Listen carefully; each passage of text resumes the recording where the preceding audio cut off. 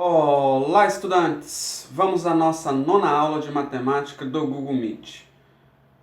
Hoje nós vamos estar falando sobre porcentagem e juros simples. Na realidade, nós vamos estar revisando as duas aulas anteriores para consolidar esses conteúdos.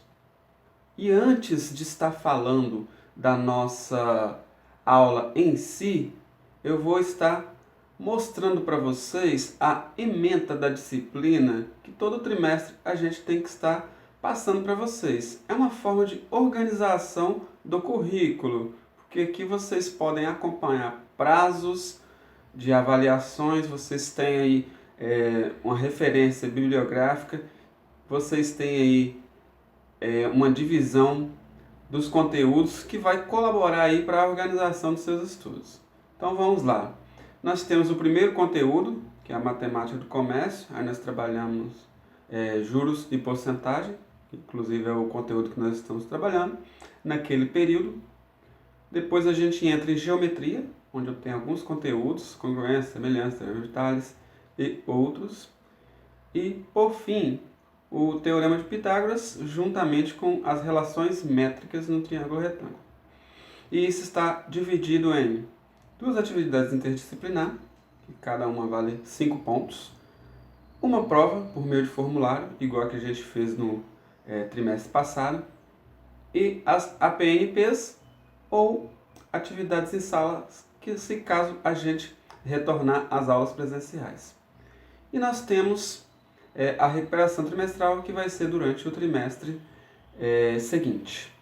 E por fim, que é o mais importante, né, que são as referências de pesquisa. Vocês têm um livro didático que tem alguns conteúdos, vocês têm o portal da UBMAP, o portal da matemática e o currículo interativo, que são sites assim confiáveis, são sites que você pode estar estudando sem a preocupação dele estar contando alguma mentira ou falando alguma coisa errada sobre a matemática, ok? Então vamos começar a nossa aula de verdade.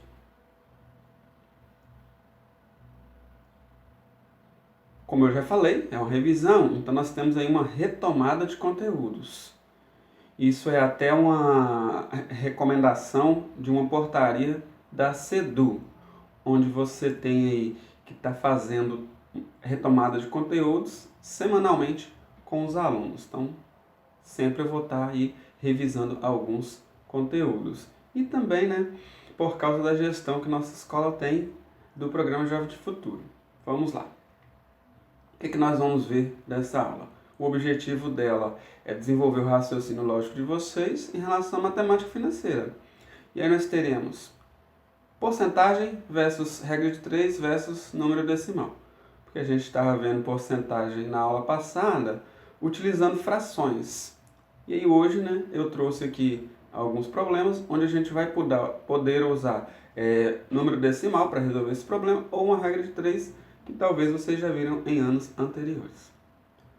Também nós vamos ver juros simples e uma aplicação de juros simples para a gente não se esquecer do que foi falado na aula anterior.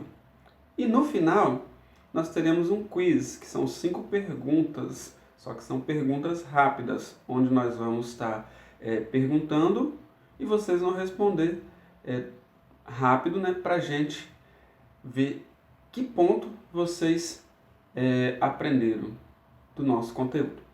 Então vamos tentar iniciar aqui com o nosso primeiro exemplo. O que nós temos aí no primeiro exemplo? Na cantina de uma escola, o preço do sanduíche natural passou de R$ 3,00 para R$ 3,45. Qual é a porcentagem que descreve o aumento no preço desse sanduíche? Como eu falei para vocês, nós vamos estar utilizando a regra de 3, então vamos colocar aqui duas colunas para a gente estar calculando a porcentagem,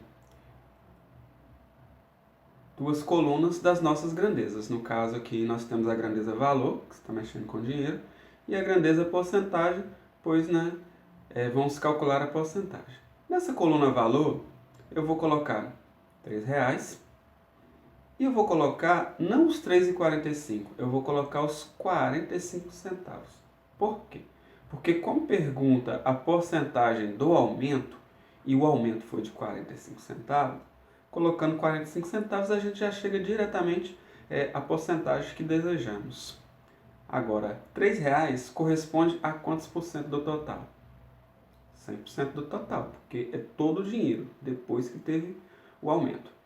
E como nós não conhecemos a porcentagem do aumento, eu vou denotar isso por uma incógnita, que no caso aqui eu usei a incógnita x, mas poderia ser qualquer outra letra, poderia ser y, a, b, qualquer letra. E na porcentagem, sempre os valores vão ser diretamente proporcionais. As grandezas nunca vão ser inversamente proporcionais. Por quê? Porque se aumenta o valor, aumenta a porcentagem. Não faz sentido diminuir a porcentagem aumentando o valor, ok? Aí montando as frações, nós teremos 3 sobre 0,45 igual a quem? 100 sobre x, bem simples, né? Vocês já até fizeram isso aí anteriormente, lá até nas aulas presenciais. Aí, multiplicando os extremos pelos meios, eu tenho 3x e 0,45 vezes 100, 45. Como 3 multiplica x, x é 45 dividido para 3, que nós chegaremos a 15%. Então, respondido aí, aumentou 15% o preço do sanduíche nessa cantina, ok? Bem fácil, né, gente? Vamos ao nosso exemplo de número 2. O que nós temos aqui?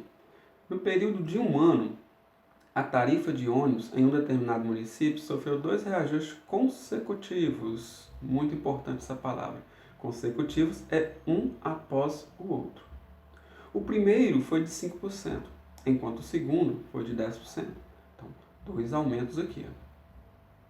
Antes do primeiro reajuste, o preço da tarifa de ônibus era de R$2. Então, inicialmente era R$2 e aí depois sofreu esses 2 aumentos, de 5% e de 10%.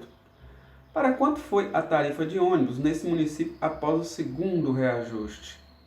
E aí eu vou iniciar nosso problema utilizando o segundo recurso que eu coloquei lá para vocês. Qual era o recurso?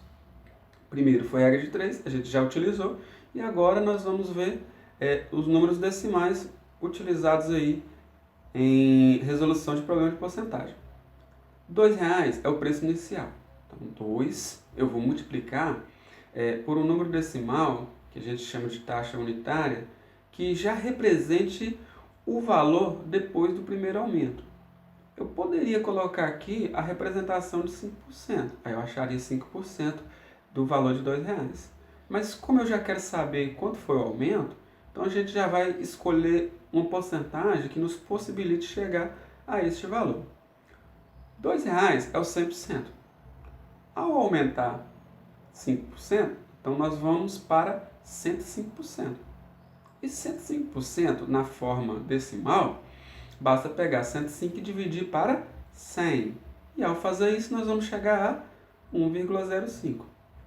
E multiplicando esses dois, nós vamos chegar exatamente ao valor que corresponde a 105% de R$2. Feito isso, aí agora nós vamos para o segundo aumento. Okay? Multiplicando, a gente já chega a essa primeira situação. Como eu quero aí chegar a 110%, 2 vezes 1,05 dá o valor depois do primeiro aumento. Aí, a partir do segundo, então nós vamos aumentar novamente, agora o 100% é o valor chegado àquela multiplicação ali. E aí, para chegar a esse segundo aumento, como aumentou 10%, passa a ser 110%, ou seja, vezes 1,10. Aí fazendo essa primeira multiplicação aqui, 2 vezes 1,05, nós temos 2,10, e aí vezes 1,10, que eu vou chegar a R$2,31. Finalizado aí o nosso problema. O preço aí da tarifa de ônibus passou a ser de R$2,31. Vamos ao nosso terceiro problema. O que nós temos aqui no terceiro problema? Lara aplicou um capital a juros simples a uma taxa de 2% ao mês.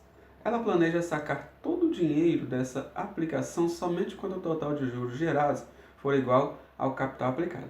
Qual é o prazo que Lara deverá aguardar para sacar todo o dinheiro em meses contado a partir da data em que fez a aplicação? Vamos pensar aqui. Eu só tenho ali 2%. Então não tenho capital, não tenho juros, mas eu tenho informação bem importante. Qual a informação importante que eu tenho? Ela vai tirar o total dos juros gerados, ou melhor, tirar a aplicação que ela fez, a partir do momento que o total de juros gerados for igual ao capital aplicado. Então, pense comigo aqui.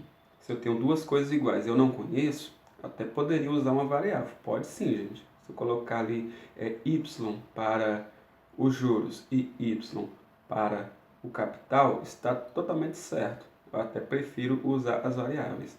Mas às vezes, alguns alunos acham mais fácil utilizar números. Como não deu número nenhum, só a taxa percentual, então nós podemos estar colocando qualquer número, porque não fala qual número. Isso não vai interferir no resultado final da porcentagem, ok? Então vamos lá. Como eu quero saber o prazo, vamos ver o que nós temos aqui. Capital. Eu vou escolher R$100. Mas poderia ser R$10, poderia ser R$1, R$1.000.000, tanto faz. Como está aumentando aí proporcionalmente, então não vai fazer diferença que valor eu coloque. Então os juros, como tem que ser igual ao capital, então nós temos R$100 também. A taxa é 2% ao mês, está lá no problema. E o tempo, que é o prazo, né? Nós não temos, é o que nós vamos descobrir. Eu vou utilizar esta fórmula aqui, não há outra que me dá um montante.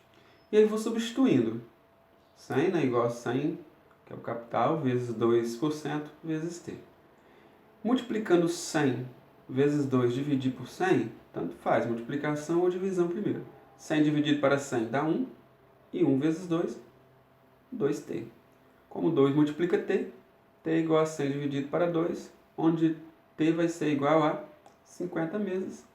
Respondido aí o nosso exemplo de número 3, Lara vai ter que esperar 50 meses para que os juros sejam igual ao capital. Respondido aí, bem simples, né? Feito esses 3 exemplos, nós vamos ao nosso quiz. São 5 perguntas, só que agora vai ser assim bem rápido para dar vamos dizer assim, né? Dinamizar os nossos problemas. É só para ver como vocês estão sobre alguns conceitos. Se vocês sabem, se vocês não sabem ou talvez não conheçam alguma palavra. Vamos lá então. O que nós temos aqui no nosso quiz? Primeira pergunta. Qual é o nome do valor acumulado em certo período de tempo e que também pode ser chamado de valor final? Letra A. Juros. Capital. Morante ou montante? Muito fácil, né? É óbvio, né, que o valor final, que é os juros mais o capital, é o montante, que é a alternativa D. Número 2. Quando se trata de porcentagem, o número decimal tem um nome específico. Que nome é este? Letra A. Taxa percentual. B. Taxa cambial. C. Taxa unitária. D. Taxa predial. Acredito que vocês pensaram na letra C. É taxa unitária. Então, quando eu escrevo uma porcentagem em forma de número decimal, a gente chama ela de taxa unitária. 3. Se for preciso transformar a taxa unitária em taxa percentual, basta fazer uma, pontinho, pontinho, por 100. Letra A, adição. Letra B, multiplicação. Letra C, divisão. Ou letra D, radiciação. Acredito que vocês pensaram certo. É óbvio que é uma multiplicação. Ao pegar um número decimal e multiplicar por 100, eu vou chegar à taxa percentual. Exemplo, 0,05 vezes 100 dá 5%. Aí a gente consegue fazer esse tipo de transformação. 4. Qual dos valores abaixo está escrito de forma errada, tratando-se de dinheiro? Letra A, desta forma. Letra B, letra C ou letra D? Muito fácil, né? Acredito que vocês marcaram que a errada é a letra A. É óbvio, né? Quando eu estou tratando de dinheiro, eu posso escrever ali o número e o nome do dinheiro, que no caso do nosso país é reais, então R$3.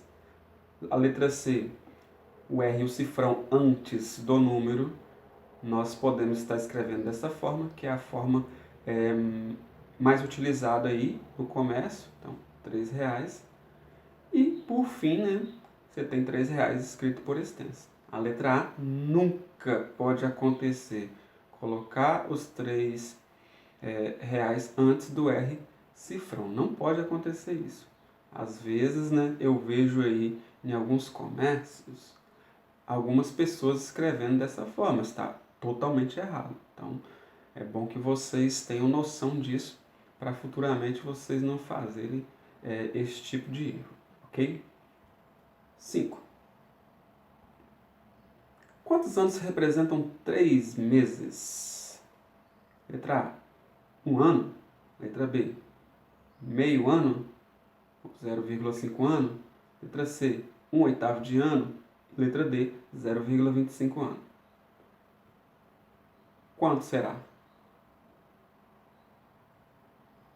Muito fácil, né? Eu acredito que vocês escolheram ali a alternativa D.